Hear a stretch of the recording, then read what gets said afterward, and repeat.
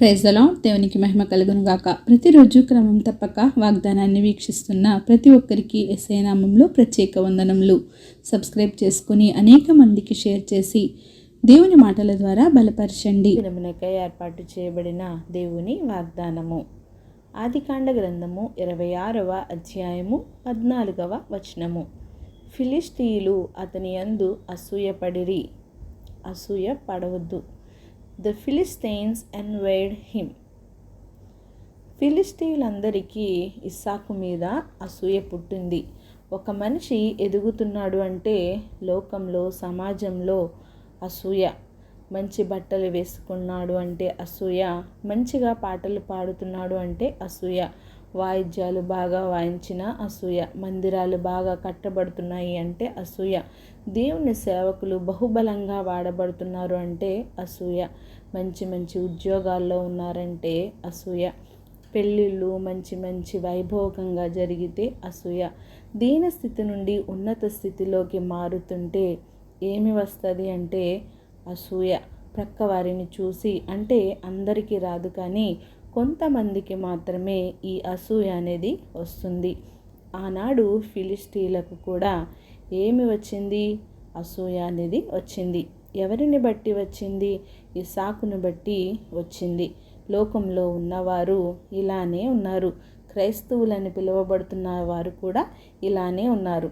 అటువంటి వారు ఎవరైనా ఈ వాగ్దానం కనుక వింటుంటే ఒకసారి మిమ్మల్ని మీరు సరిచేసుకోండి.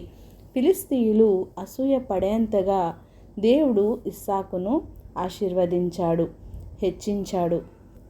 అంటే దేవుడు ఇస్సాకులో ఏమి చూశాడు? ఇస్సాకు ఏమి చేస్తే దేవుడు అతనిని ఆశీర్వదించాడు? ఇస్సాకు చిన్ననాటి నుండి తండ్రి మాటకు విధేయుడై జీవించాడు. చివరకు ప్రాణాన్ని ఇవ్వడానికి కూడా వెనుక అడుగు వేయలేదు.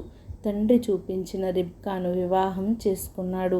ఒక మంచి కొడుకుగా, ఒక మంచి భర్తగా, ఒక మంచి తండ్రిగా జీవించాడు. నూరంతలుగా ఫలం పొందాలి అంటే విత్తనం వేయాలి. అదేవిధంగా ఇస్సాకు విత్తనం నాటాడు. మరి నీవు ప్రార్థన అనే విత్తనం నాటావా? కన్నీళ్లతో దేవుని పాదాలు కడుగుతున్నావా? మరి నీవు ఎలా అభివృద్ధిని చూస్తావు?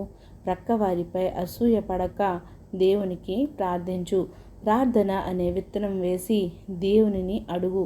దేవుడే నీ జీవితంలో అభివృద్ధిని కలుగచేస్తాడు. ఆమేన్. చిన్ని ప్రార్థన.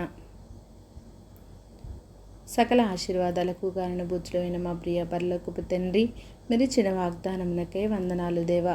ఎవరైతే ఈ వాగ్దానాన్ని విన్నారో విని విడిచిపెట్టువారుగా కాకుండా వారి హృదయగదిలో ఈ వాక్యాన్ని భద్రపరుచుకొని వాక్యానుసారంగా జీవించే జీవితాన్ని ప్రతి ఒక్కరికి దయచేయండి దేవా. అవును దేవా, ప్రార్థన అనే విత్తనాన్ని మా జీవితంలో నాటుకొని దినదినము వాటిని అభివృద్ధి పొందించుకొని నాయనా మీకు ఇష్టానుసారంగా జీవించే జీవితాన్ని ప్రతి ఒక్కరికి దయచేయండి. నూరంతలుగా పంట కోసే భాగ్యాన్ని మా అందరికీ దయచేయండి. మీరే మమ్మల్ని ఆశీర్వదించండి, దీవించండి. ఎవరికి అసూయ అనే గుణము లేకుండా వాటిని తీసివేసి నాయన ప్రతి ఒక్కరి ఎడల ప్రేమను, దయను, జాలిని, కనికరాన్ని, కరుణను కలిగి ఉండి తోటి వారి ఎడల ప్రేమను కనపరిచేవారిగా ఉంచండి దేవా. ప్రార్థన అవసరం కోరిన ప్రతి ఒక్క బిడ్డని సమయంలో జ్ఞాపకం చేసుకోండి. వారి అవసరతలను, అక్కరతలను తీర్చి సమయానుకూలంగా సమస్త ఘనత, మహిమ, ప్రభావములు మీరే ఆరోపించుకుంటారని యేసుక్రీస్తు పరిశుద్ధ నామమున ప్రార్థించి అడిగి వేడుకొనుచున్నాను మా తండ్రి. Amen. God bless you all.